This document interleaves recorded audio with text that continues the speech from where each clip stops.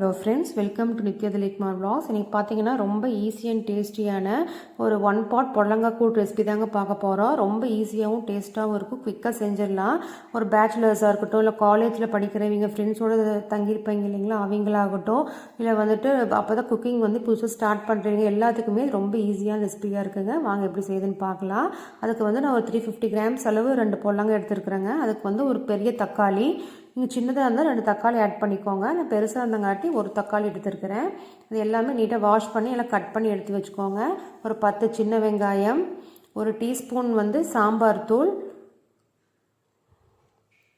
ஒரு டீஸ்பூன் சாம்பார் தூள், 1/2 டீஸ்பூன் மஞ்சத்தூள், ஒரு டீஸ்பூன் சீரகம் எடுத்துருக்குறேங்க. அரை ஆலாக்கில் அதில் அரை ஆலாக்குலேயே பார்த்தீங்கன்னா 3/4 ஆலாக்கு பாசி பருப்பு எடுத்துருக்கிறேன். உங்களுக்கு ஆலாக்கு இல்லைன்னா நீங்கள் ஒரு டம்ளரில், சின்ன டம்ளரில் ஒரு 3/4 டம்ளர் எடுத்துக்கோங்க.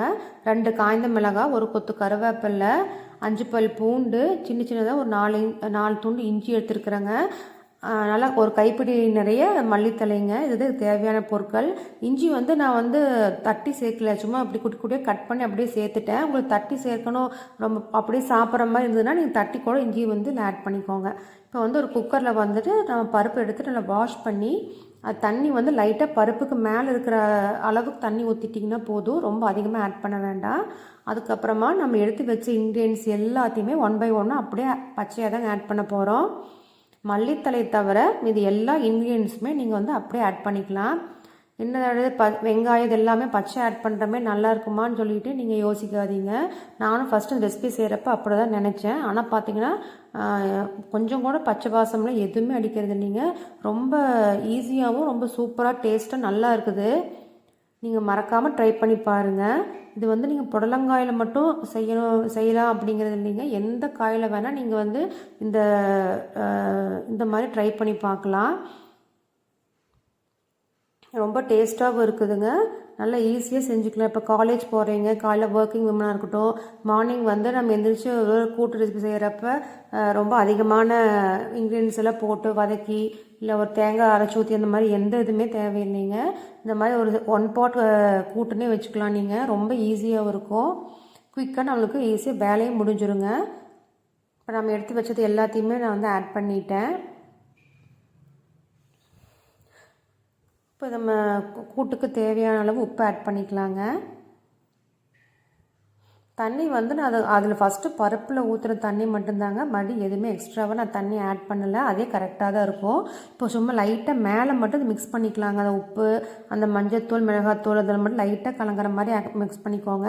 ரொம்ப கரண்டி நம்ம அடியில் விட்டு நம்ம மிக்ஸ் பண்ணக்கூடாது.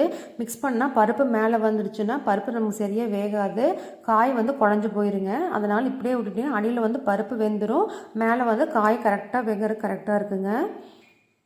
இப்போ லிட் போட்டு க்ளோஸ் பண்ணி ஒரு 2 விசில் மட்டும் வச்சு அரைக்கலாங்க. அதிகமாக விசில் விட வேண்டாம், குழஞ்சி போயிருங்க. இப்போ விசில் நமக்கு ரிலீஸ் ஆயிடுச்சு. கேஸ் ரிலீஸ் ஆனதுக்கப்புறமா ஓப்பன் பண்ணி பார்க்கலாம். இப்போ பார்த்திங்கன்னா நமக்கு தண்ணி ஊற்றின தண்ணி கரெக்டாக இருக்குது. நம்மளுக்கு சரிங்களா, காய் நல்லா சாஃப்டாக வந்துருக்குது. பருப்பு நல்லா 3/4 பதத்துக்கு கரெக்டாக வந்துருக்குதுங்க. எதுவுமே ரொம்பமாக குழைந்து வேகலை, கரெக்டாக இருக்குது. இப்போ அதுக்கு ஒரு தாளிப்பு கொடுத்துக்கலாங்க. ஒரு தாளிப்பு கரண்டியில் ஒரு 2 டேபிள் ஸ்பூன் தேங்காய் எண்ணெய் ஆட் பண்ணிக்கிறேங்க. தேங்காய் எண்ணெயில் செய்யுங்க, எந்த கூட்டு செஞ்சீங்கனாலுமே தேங்காய் எண்ணெய் ஆட் பண்ணி செஞ்சிங்கன்னா சூப்பர் டேஸ்ட்டாக நல்லா மணமாக இருக்குங்க. எண்ணெய் காஞ்சதுக்கப்புறமா ஒரு டீஸ்பூன் கடுகு, 1/2 டீஸ்பூன் சீரகம், ஒரு கொத்து கருவேப்பிலை ஆட் பண்ணிக்கோங்க.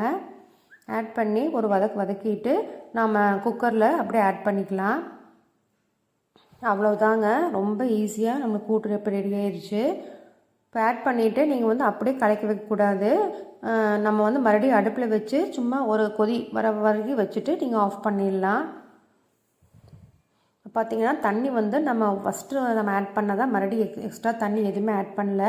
அந்த தக்காளி இருக்கிற தண்ணி, காயில் இருக்கிற தண்ணி எல்லாமே சேர்ந்து இப்போ நம்ம கரெக்டாக அந்த பக்குவத்துக்கு வந்துருச்சு, கூட்டு பக்குவத்துக்கு வந்துருச்சு பாருங்கள். கரெக்டாக இருக்குது. சப்போஸ் உங்களுக்கு தண்ணி ரொம்ப கம்மியாக இருந்ததுன்னா இப்போ இந்த ஸ்டேஜில் கூட நீங்கள் மறுபடியும் எக்ஸ்ட்ராவாக தண்ணி ஆட் பண்ணிக்கலாம். இப்போ பாருங்கள், கரெக்டாக நம்மளுக்கு புடலங்காய் அந்த பருப்பு எல்லாமே தெரியுது பாருங்கள், ரொம்ப குழந்தும் போகலை, கரெக்டாக எல்லாமே இப்போ வந்துருச்சு நம்மளுக்கு. இந்த மாதிரி ஒரு கொதி விட்டு இறக்கிக்கலாங்க, அவ்வளவுதான். இப்போ ஒரு கொதி வந்தால் போதும். இப்போ நம்ம கடைசியாக எடுத்து வச்ச மல்லித்தலையை ஆட் பண்ணிக்கலாங்க. ஆட் பண்ணிவிட்டு ஒரு கலக்கிட்டு இறக்கிட்டிங்கன்னா நம்மளுக்கு சூப்பரான டேஸ்டியான 1 பாட் பொடலங்காய் கூட்டு ரெடி ஆயிடுச்சுங்க. இது சாப்பாட்டோடு சாப்பிட்றப்ப ரொம்ப சூப்பராக இருக்கும். சப்போஸ் உங்களுக்கு சப்பாத்திக்கு பிடிக்குன்னா கூட நீங்கள் சப்பாத்தி கூட தொட்டு சாப்பிட்லாங்க, நல்லா தான் இருக்கும். நல்லா சூட சாதத்தோடு இது போட்டு கொஞ்சம் 2 டேபிள் ஸ்பூன் நெய் விட்டு சாப்பிட்டு பாருங்கள், இன்னும் கூடுதல் சுவையாக இருக்குங்க. உங்களுக்கு ரெசிபி பிடிச்சிருந்ததுன்னா மறக்காமல் நம்ம சேனலை சப்ஸ்கிரைப் பண்ணி லைக் பண்ணி வச்சுக்கோங்க. இந்த மாதிரி ஈஸியான ரெசிபீஸ் வந்து நான் நிறையா போஸ்ட் பண்ணிகிட்டே இருப்பேன். எனக்கு கொஞ்சம் மோட்டிவேட்டிங்காக இருக்குங்க. பிடிச்சா மறக்காமல் லைக் பண்ணிக்கோங்க ஃப்ரெண்ட்ஸ். தேங்க்யூ.